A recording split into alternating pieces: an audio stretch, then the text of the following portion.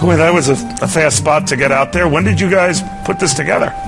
That was just a couple days ago. Matter of fact, that wasn't too tough because we didn't have to be too creative. We just had to, get some clips, mostly of what he said or somebody else said about him. So we weren't all that creative. We don't have any creative language in there. That's not me giving an opinion. It was just a recording. And I think one of the things, I really don't like that part of politics. I wish we could just debate purely the issues. But I think I was a little bit frustrated with the fact that these events weren't being fully discussed in the media. At the same time, I thought the media was getting out of control when they were dwelling so much time on another candidate and had nothing to do with his issues and his beliefs. And of course, you know who I'm talking about. Are you talking about Herman Cain right now? Yeah, I mean, how much time should we spend on that? I mean, you don't think Newt Gingrich is a true conservative. What did you mean by that? And who said he was a true conservative? You did. You doubted he was a true conservative. Oh, I doubted it. Yeah, right. I said he was. Well, you get in playing these games on semantics. What I think a true conservative is might not be exactly what you think a true conservative is, but.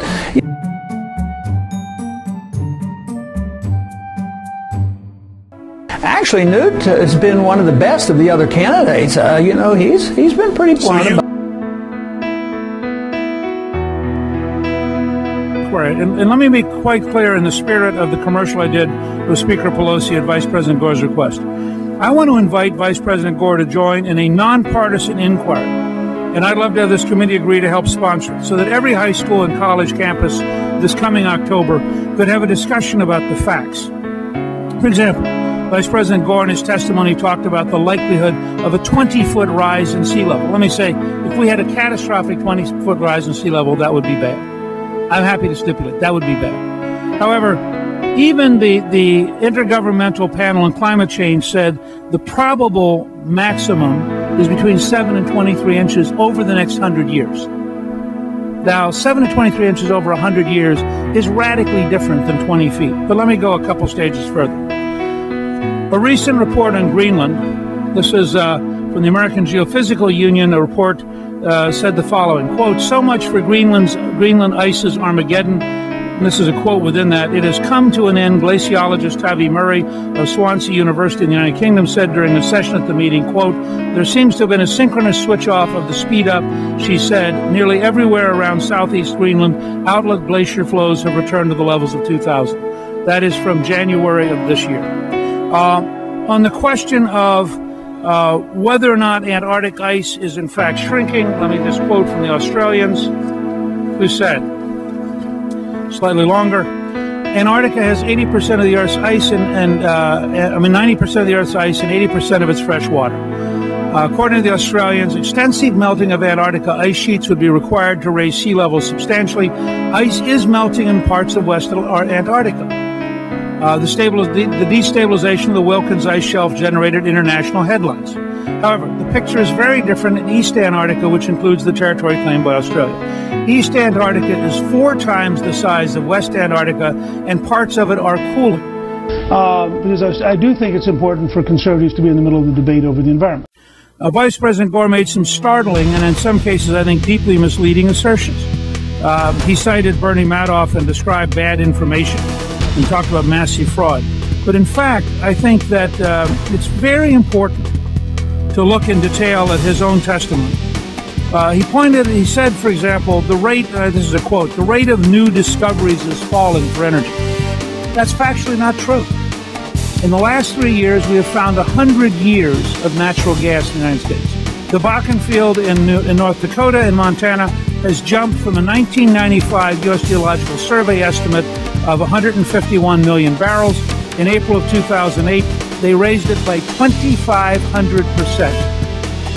They now believe there are between 3 and 4 billion barrels of oil in the Bakken field.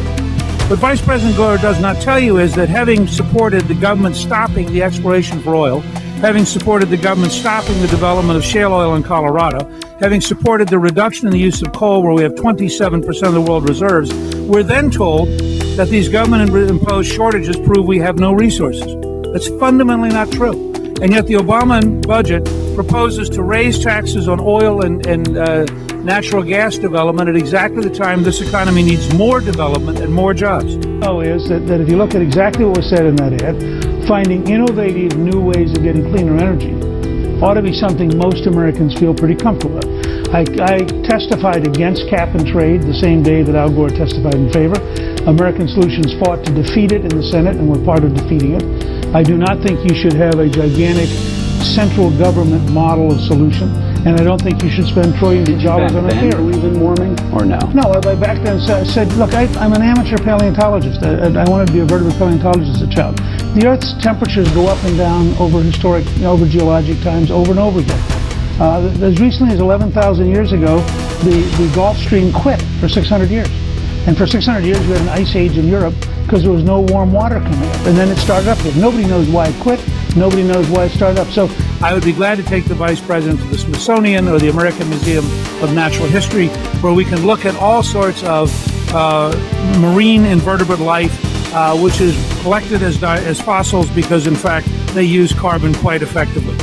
All I'm suggesting is that there is a sufficient debate over facts, not over theories, over facts, that would be very useful to have an inquiry on every college and high school campus, allow everyone to present their evidence and discuss in a way a genuine